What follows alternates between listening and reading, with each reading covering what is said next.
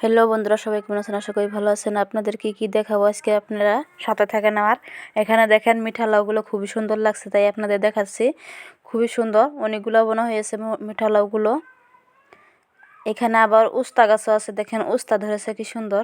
ওদিনে উস্তা ধরেছে, খুবই ভালো লাগছে। উস্তা তো খেতে অনেক মজা লাগে খেতে, তাই দেখালাম আপনাদের। আরও দেখাবো মিঠা লাউ, দেখেন খুবই সুন্দর লাগছে দেখে। কীরকম লাগলো একটু জানাবেন কমেন্ট বক্সে। দেখেন আরও দেখাচ্ছি।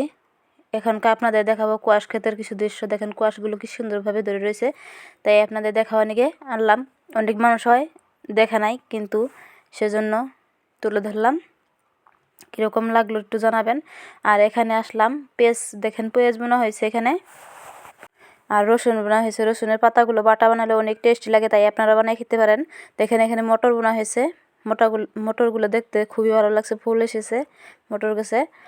আরও আছে দেখেন এখানে ধনিয়ার পাতা, ধনিয়ার পাতার মধ্যে ফুল এসেছে, দেখে তো খুবই ভালো লাগছে। সেজন্য আপনাদের দেখালাম। কীরকম লাগলো একটু কমেন্ট বক্সে জানাবেন।